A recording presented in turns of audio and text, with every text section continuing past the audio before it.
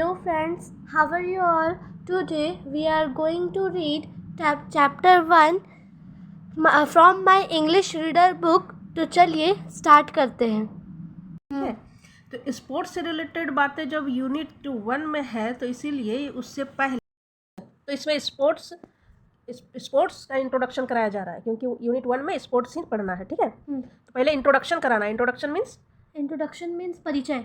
हाँ, परिचय। जैसे आप कहीं गए तो पहले अपना परिचय देते हैं कि आप कौन है, अपने रिलेटेड कुछ बातें बतलाते हैं। उसी तरह से यहाँ स्पोर्ट्स से रिलेटेड पहले कुछ बातें बतलाई गई हैं।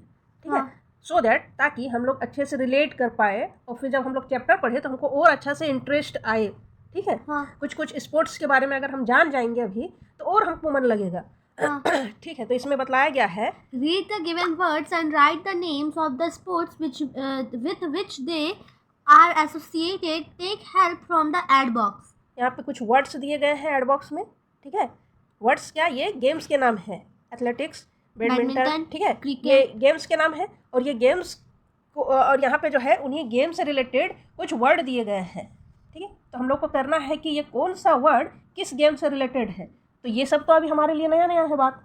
हम लोग ये सब जानते हैं, रिले क्या होता है, ड्यूश क्या होता है, ये क्यू क्या होता है, चेकमेट क्या होता है, चेकआउट सुनिए कभी नहीं, अभी एकदम नया बात है। तो चलिए देखते हैं किस तरह हम लोग इसको कर पा रहे हैं, कितना हद तक मैं तुमको समझा पा रही हूँ। ओके, सबसे पहले यहाँ एक गेम है एथलेटिक्स। तो एथलेटिक्स हम बतलाते हैं, उससे पहले देख लीजिए। ये बैडमिंटन समझते हैं?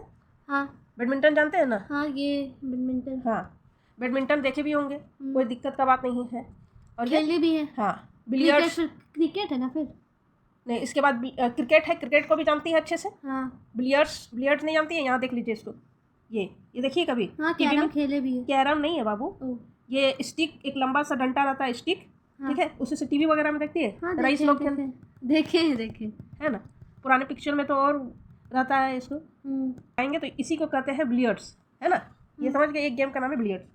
चेस जानती है? हाँ, जानते हैं। सारे गेम को यहाँ दिखलाया गया है। ये चेस है, ये बॉक्सिंग है, ये शूटिंग है। ठीक है, तो सारे गेम एक वर्ड से ही गेम पता चल गया। बट जो एथलेटिक्स है ये थोड़ा कॉम्प्लिकेटेड है।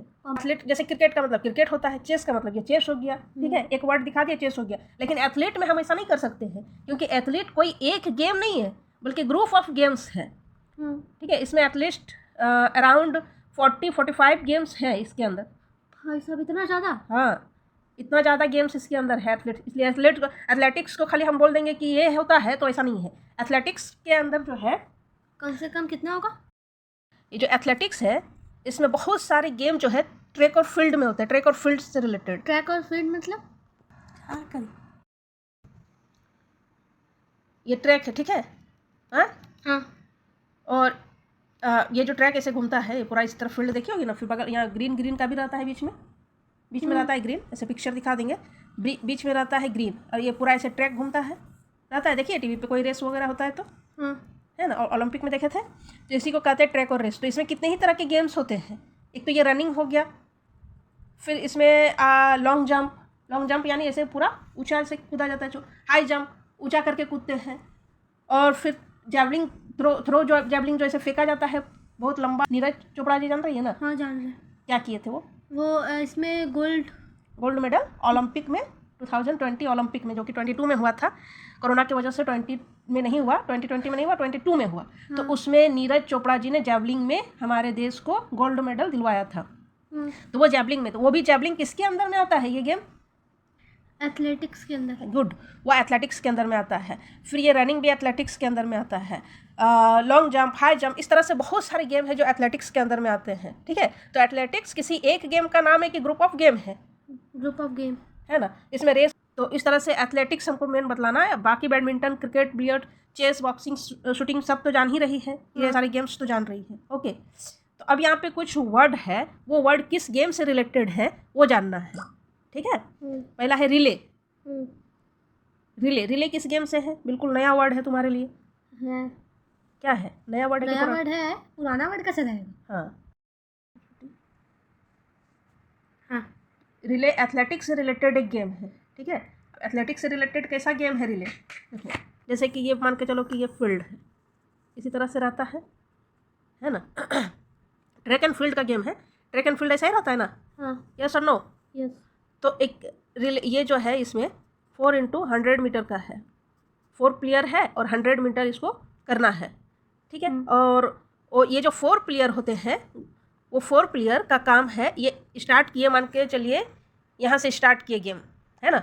यहाँ पे भी 4 प्लेयर रहेंगे, यहाँ पे भी 4 प्लेयर रहेंगे, यहाँ पे तो 4 प्लेयर रहेंगे ना? हाँ, हर एक जगह पे 4 प्लेयर रहेंगे। जैसे कि यहाँ 4 प्लेयर रहे टीम ए, टीम बी और टीम डी का, ठीक है। यहाँ पे भी team A B C D का सबका 4 को खिलाड़ी जो है ना चारों जगह पे रहेंगे। ओके, तो स्टार्ट। जैसे ये ए हो गया, वो ए बी सब जगह रहेगा बाबू, ठीक है। यहाँ पे भी A B C D 4 player रहे, यहाँ पे भी A B C D 4 player, यहाँ पे भी A B C D 4 player और यहाँ पे भी A B C D 4 player, चारों जगह पे 4 प्लेयर रहे, चारों जगह पे 4 प्लेयर रहे, ठीक है। 4 प्लेयर और एक मतलब ये 4 ही को टीम है, 4 ही को टीम है। तो ए जो है ये एक टीम के है, उसी का एक बॉय यहाँ पे है, ए टीम का ही, उसी का एक बॉय यहाँ पे है, उसी का एक बॉय यहाँ पे है। ये पूरी तरह से टीम वर्क गेम है, पूरी तरह से ये टीम वर्क गेम है। इसमें क्या होता है, एक बेलन के आकार का मान के चलो कि एक डंडा होता है, बेलन के जैसा, है ना, चाहे वो मेटल का हो, लकड़ी का हो, जिसका भी है, विजिबल रहता है, आसानी से दिखने जैसा, ठीक है। तो वो डंडा सबको अपने हाथ में लेना रहता है, वो डंडा सबको अपने हाथ में लेना रहता है, जिसको बेटन कहते हैं। बेटन से ही बेलन के ही आकार का रहता है, नाम है बेटन। हाँ, चारों के पास है, इसके पास भी है, इसके पास भी है, इसके पास है, इसके। अब ये यहाँ से गेम स्टार्ट होता है, ठीक है। अब ये रनिंग करे, चारों रनिंग करना स्टार्ट किए, मान के चलो यहाँ से रनिंग करना स्टार्ट करते हैं, ठीक है। यहाँ से रनिंग करना हम स्टार्ट करते हैं, तो यहाँ से ये चारों जो है, चारों प्लेयर दौड़ना स्टार्ट किए और इतना फास्ट जाके जो जिसको भी अपना ये ए वाले अपना डंडा इसको देंगे बेटन, बी वाले इसको देंगे सी इसको, तो ये दौड़ के इसको दिए, ये फट से इसको लिया, फिर आगे बढ़ा। इसी तरह से चारों, ठीक है, चारों अपने अपने टीम का बेटन लेंगे और लेके आगे बढ़ेंगे। फिर यहाँ गए, ये खत्म हो गया, ये जो आया प्लेयर यहाँ पे खत्म हो गया। फिर यहाँ पे जो प्लेयर, ये बॉय लोग यहाँ गए, उसका खत्म हो गया, इसको दे दिया, फिर ये हट गए, फिर ये स्टार्ट करेगा। तो ये तो बहुत आसान गेम है, बहुत आसान गेम है, टीम वर्क है। ये बहुत आसान नहीं होता है, पूरा स्पीडली सब करना होता है। ये बहुत रोमांचक, बहुत इंटरटेनमेंट वाला होता है गेम, बड़ा ही देखने में बहुत इंटरेस्टिंग लगता है, ठीक है। ये इसको दे दिया, एकदम फास्ट दौड़ना रहता है। अभी तो बड़ा बहुत इंटरेस्ट लग रहा है, मजा लग रहा है, अरे इतना दे दिया, इतना ही तो दौड़ना है, बहुत एकदम फास्ट करना रहता है। बहुत बड़ा रहता है क्या? नहीं, ये 100 मीटर का तो रहा ही है, बड़ा का 25 मीटर तक इसको जाना है, ठीक है। और रहते हैं, बात समझ में आ गई? बात समझ में आई? हाँ। रिले क्या है? तो रिले एक एथलीट, और ये ट्रैक एंड फील्ड पे ही खेला जा रहा है ना। हाँ। इसको ट्रैक कहते हैं और बीच में जो जगह रहती है उसको फील्ड कहते हैं। रिले में यहाँ पे कर लेना एथलेटिक्स। हाँ, कर लेना एथलेटिक्स, ठीक है, कर लेना, अभी छोड़ो। अब क्या है? ड्यूस।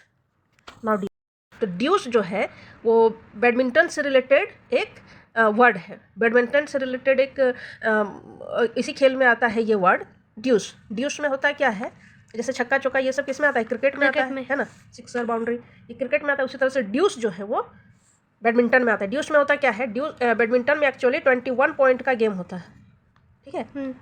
21 पॉइंट का पूरी गेम जो है 21 पॉइंट का होता है। तो 21 पॉइंट जो लाएगा, इसमें 2 पॉइंट का ये रहता है। मान के चलो अगर कोई 21 पॉइंट का है, अगर इसमें ऐसा लाना रहता है 19 और 20 का रहे, तभी वो वैलिड रहेगा। अगर कोई प्लेयर 21 लाया है, 19 लाया है, तो अदर प्लेयर अगर 21 लाया है तभी ये प्लेयर जीतेगा, है ना। टीम ए अगर 21 लाया है, टीम बी 19 लाया तभी जीतेगा। लेकिन अगर लाया है टीम ए, हाँ, 20 लाया या 21 ले आया, या तो 19 ले आया। नहीं, 19 कैसे लाएगा? तो 19 लाएगा तो फिर वो 21 तक ना जाएगा, है ना। 19 लाएगा तो 19 लाएगा तो क्या है, उसे 21 पॉइंट में ना जीतना है, ठीक है। तो क्या कहते हैं, अगर 21 लाया फिर भी नहीं होगा, 21 लाने में भी नहीं होगा, तो भी नहीं होगा। नहीं, 20 लाया, 21 लाया, इसमें भी नहीं होगा। जब 21 लाया तो 21 लाएगा फिर भी नहीं होगा, हाँ। अगर क्योंकि दो डिफरेंस जीतने के लिए ना 2 पॉइंट का डिफरेंस होना चाहिए, 1 पॉइंट के डिफरेंस से नहीं जीतेगा, है ना। तो 21 में जितना है, अगर मान के चलो 20 लाया है और 21 में जितना है, तो ये 2 नंबर का डिफरेंस तो हो नहीं रहा है ना, नहीं ना हो रहा है। तो यहाँ पे भी 20 में 2 तो हो ही नहीं रहा है। तो जब इस तरह से सिचुएशन आ जाती है, 20 ला रहा है या फिर 21 ला रहा है या फिर 21 इस तरह से ला रहा है, तो ऐसे सिचुएशन को ही क्या कहते हैं, ड्यूस। हाँ, इसी को कहते हैं ड्यूस, समझ गए। हाँ, इसी को ड्यूस कहते हैं, इसी सिचुएशन को ड्यूस कहते हैं। हाँ, तो यहाँ पे हो जाएगा बैडमिंटन। अरे हाँ, देन क्यू, क्या है ये क्यू? तो क्यू जो है, ये गेम है ना, ये गेम बताए थे बिलियर्ड्स। हाँ, ये जो बिलियर्ड्स गेम है, और बिलियर्ड्स गेम में एक इस तरह से एक लकड़ी मतलब एक छड़ी टाइप से रहती है, बताई थी। हाँ, जिसी के थ्रू जो है इसको ऐसे पॉइंट किया जाता है, इसको ऐसे मारा जाता है। हाँ, तो इसी जो है ना, इस पॉइंटेड स्टिक को ही कहा जाता है ड्यू। ओके, हाँ, तो यहाँ पे हो जाएगा नहीं क्यू, ड्यू नहीं, क्यू। पॉइंटेड स्टिक को ही क्यू कहते हैं। हाँ, तो यहाँ पे क्या हो जाएगा, हाँ, बिलियर्ड्स BI कर दिया, बाद में कर लेना बिलियर्ड्स। ओके, अब चेकमेट क्या होता है? चेकमेट जो है चेस से रिलेटेड वर्ड है। हाँ, चेस से रिलेटेड वर्ड, हम समझ गए। जैसे क्या समझे कि अगर एक जैसे वाइट राजा है और यहाँ पे है, और हाथी या कोई भी उसको चेक कर दिया और उसको कहीं जाने का रास्ता नहीं है, तो वो चेकमेट कहलाता है। नहीं, वैसा नहीं होता है ना। तो ये चेस से ही रिलेटेड वर्ड है, और थोड़ा सही है तेरा। उसमें होता क्या, अभी हम यहाँ पे चेक का कुछ डाइस नहीं बनाने जा रहे हैं, बतला रहे हैं कि जैसे चेक में जो किंग होता है, है ना, तो किंग को जब उस पर जो अटैक किया जाता है किंग पर, लेकिन किंग के पास ऑप्शन है कि वो अपना प्लेस चेंज कर ले, ठीक है, ऑप्शन है किंग के पास, तो उस चीज़ को चेक कहते हैं। लेकिन चेकमेट किसको कहते हैं? जब किंग पर अटैक किया जाता है, चारों तरफ से किंग जो है गिर चुका है, किंग भाग भी नहीं सकता है, किंग अपना प्लेस स्किप भी नहीं कर सकता है जहाँ है वहीं, तो उसी को कहते हैं चेकमेट। चेकमेट मीन्स कि वो लास्ट स्टेप ही होता है गेम का। जब नॉकआउट किससे रिलेटेड है? बॉक्सिंग से रिलेटेड है। ओके, बॉक्सिंग से क्या होता है, जब बॉक्सिंग में दो बॉक्सर जब आपस में ऐसे फाइटिंग करते हैं, तब कोई एक को जब एक जोरदार फाइट लगाता है कोई, ये फाइटर जब इसको लगा रहा है, अगर ये अनकॉन्शियस हो गया या फिर गिर गया और फिर से नहीं उठ पा रहा है, ठीक है, उसी को कहते हैं नॉकआउट। तो वो बॉक्सिंग क्लीन चिट, हाँ, मतलब एकदम खत्म कर दिया, उसको गिरा दिया और फिर ये उठ भी नहीं पाया दोबारा, तो उसी को इसमें यहाँ पे नॉकआउट वर्ड यूज़ किया जाता है।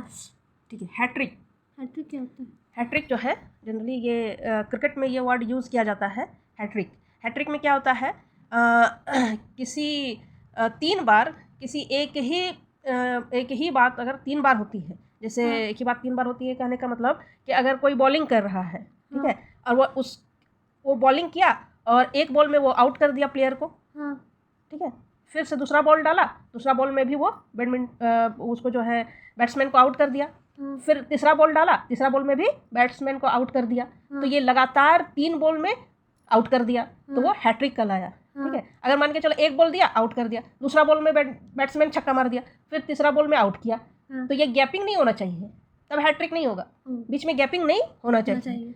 तो ये आउट हो गया, मान के चलो वही बैट्समैन था, एक बॉल मारा, उसने छक्का मार दिया, दूसरा बॉल में भी उसने छक्का मार दिया, तीसरा बॉल में भी उसने छक्का मार दिया, वो छक्का का हैट्रिक हो गया। उससे पहले किस चीज़ का हैट्रिक हुआ था? विकेट लेने का। इसी तरह से हैट्रिक होता है। अगर इसी तरह से 4 रन यानी बाउंड्री अगर एक बार मारा, एक बॉल में बाउंड्री किया, दूसरे बॉल में भी किया, तीसरे बॉल में भी किया बाउंड्री, तो वो हैट्रिक कहलाया है ना। लगातार किसी भी एक बात का 3 बार होना, लगातार किसी एक बात का 3 बार होना हैट्रिक होता है। जैसे कोई एक टीम इस बार जीत गई, नेक्स्ट गेम में भी वही टीम जीत गई, फिर नेक्स्ट गेम में भी वही टीम जीत गई, तो वो जीतने का हैट्रिक लगा दिया उसने। और वो 3 बार हार गई तो उसने हारने का हैट्रिक लगाया। अगर वो 2 बार जीती और तीसरा बार नहीं जीती, फिर चौथा बार 5वां बार जीती, तो वो हैट्रिक होगा? हाँ होगा, नहीं होगा क्योंकि बीच में वो एक बार नहीं जीती थी ना। भले उसके बाद फिर उसने 2 बार जीत लिया, लेकिन वो लगातार 3 बार नहीं जीती है तो वो हैट्रिक नहीं होगा। अगर लगातार 3 बार कोई चीज हुआ है तो वो हैट्रिक होगा। तो ये क्रिकेट में होता है। अब है बुल्स आई होता है। अब बचा एक शूटर, वही होगा, लेकिन होता क्या है बुल्स आई? सांड की आँख। कहने का मतलब नहीं, जैसे ऐसे जो निशाना लगाया जाता है, है ना, इस तरह से रहता है ना। हाँ देखते हैं, ऐसे निशाना लगा रहता है, हाँ। ऐसे बीच में रहता है। अगर कोई निशाना एकदम एकदम पॉइंट में पड़ जाए, हाँ। ठीक है, एकदम सेंटर पे अगर कोई निशाना अगर मार दिया तो उसी को कहते हैं बुल्स आई। इसमें 10 पॉइंट मिलता है और उससे जितना उधर रहेगा उतना ही पॉइंट कम होते जाएगा, ठीक है। एकदम उससे एक बार ये रहा तो कितना होगा, वो छोड़ो 9 हो जाएगा। हाँ, मेन यहाँ पे है बुल्स आई, किसको कहते हैं, सेंटर पे वो अगर मार दिया तो, हाँ मार दिया तो उसी को कहते हैं बुल्स आई। तो ये शूटिंग से रिलेटेड है। ओके, हाँ। सारी बातें समझ में आ गई। ये पूरा हो गया है, देख के लिख सकते। क्या देख के? You are good in sports and wish to become a successful sports person.